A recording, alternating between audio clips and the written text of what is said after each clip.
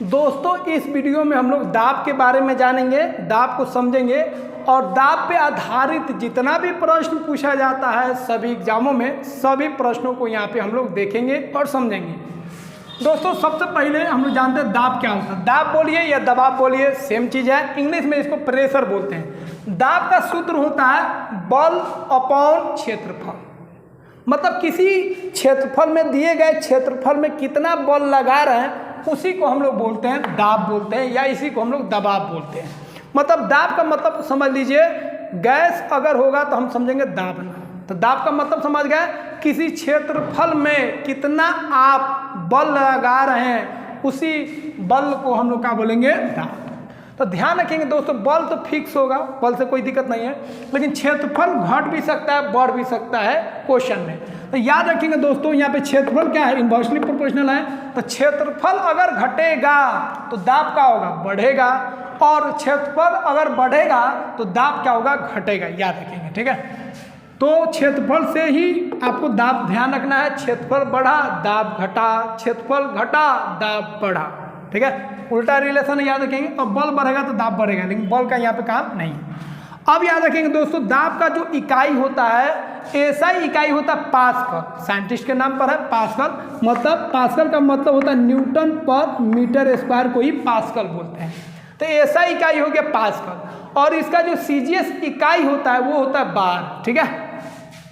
और याद रखेंगे दोनों यूनिट को याद रखेंगे, पास्कल भी और बार भी, ठीक है, क्योंकि दोनों पे क्वेश्चन पूछा जाता है। उसके बाद वायुमंडलीय दाब कितना होता है, तो वायुमंडलीय दाब जो हम लोग लेते हैं एक एटीएम लेते हैं। कितना, एक एटीएम, जिसको पूरा हम नाम बोलेंगे एक एटमॉस्फेयर। यह भी एक इकाई होता है दाब का, ठीक है। तो दाब का ऐसा इकाई ये होता है, सीजीएस इकाई होता है, और जो बार बार हम लोग प्रयोग करते हैं इस्तेमाल करते हैं वह इकाई है एटीएम। हम लोग बार बार एटीएम लिखते हैं, ठीक है। वायुमंडलीय दाब क्या होता है दोस्तों, तो वायुमंडल के गैसों के द्वारा धरती के सतह पर, पृथ्वी के सतह पर जो बल लगता है, जो दाब लगता है, उसी दाब को हम लोग बोलेंगे, क्या बोलेंगे, वायुमंडलीय दाब। तो वायुमंडलीय दाब जो होता है समुद्र के किनारे हम लोग मापते हैं और उसको मानते हैं, कितना माने हैं, एक एटीएम, याद रखेंगे। और दोस्तों आप याद रखेंगे एक एटीएम जो होता है, एक एटीएम बराबर, ठीक है, बैरोमीटर में जो पारा ऊपर नीचे करेगा वो 76 सेंटीमीटर करेगा, 76 सेंटीमीटर, याद रखेंगे 76 सेंटीमीटर एजी एक पारा में होता है। बार में बोलेंगे तो 1.01 बार होगा, ये भी याद रखेंगे। और पास्कल में अगर बोलेंगे तो 1.01 इंटू 10⁵ पास्कल होता है, ठीक है।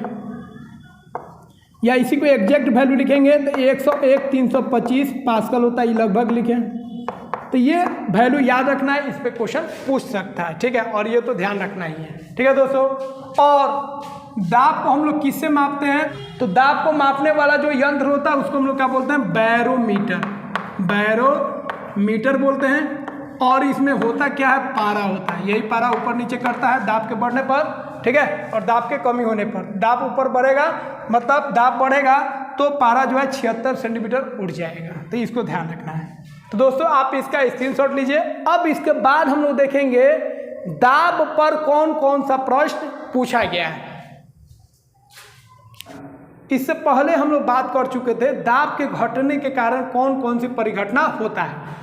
अब यहाँ पे हम लोग जानेंगे दाब के बढ़ने के कारण कौन कौन सी परिघटना होता है। तो पहली परिघटना है साबुन के बुलबुले के अंदर का जो दाब होता है वह वायुमंडलीय दाब से क्या होता है, अधिक होता है। बाहरी जो दाब होगा उससे अधिक दाब होगा कौन, अंदर का जो दाब है बुलबुले का।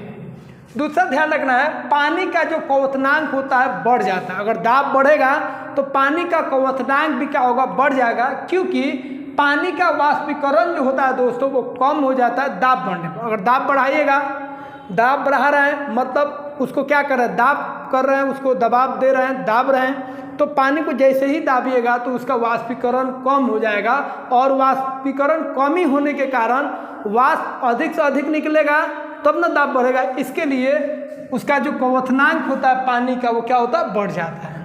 अगला ध्यान रखेंगे, इसी के कारण वाष्पीकरण में कमी होने के कारण ही, ठीक है, दाब जो होता है मतलब दाब के बढ़ने पर वाष्पीकरण में कमी हो जाता है और इसी के कारण क्वथनांक बढ़ जाएगा, परंतु पानी का जो गलनांक है और वो हिमांक घट जाएगा। याद रखेंगे दोस्तों, दाब के बढ़ने पर पानी का जो वाष्पीकरण है वो कम हो जाता है, जिसके कारण पानी का क्वथनांक बढ़ जाता है, परंतु पानी का गलनांक, पानी मतलब बर्फ संगे, उसका गलनांक और हिमांक जो होता है क्या होता है, घट जाता है। ठीक है। उसके बाद कुकर में दोस्तों खाना जल्दी पकता है क्योंकि दाब के बढ़ने पर पानी का क्वथनांक बढ़ गया और पानी का बॉइलिंग पॉइंट जब बढ़ जाएगा तो खाना क्या होगा, तेजी से पकेगा। बांध के नीचे का जो दीवार होता है दोस्तों उसको मोटा बनाया जाता है, क्योंकि पानी पूरा भरा हुआ है तो पानी का भार अधिक होगा नीचे, इसीलिए दाब भी अधिक लगेगा, इसीलिए मोटा दीवार बनाया जाता है ताकि अधिक दाब के कारण वो बांध टूटे नहीं। उसके बाद अब बर्फ के दो टुकड़े को आपस में दबाने पर चिपक जाते हैं क्योंकि इनका गलनांक कम हो जाता है, घट जाता है। अब दो बर्फ है, अब दो बर्फ को अगर आप आपस में क्या कीजिएगा, चिपकाइएगा तो चिपक जाएगा। ठीक है।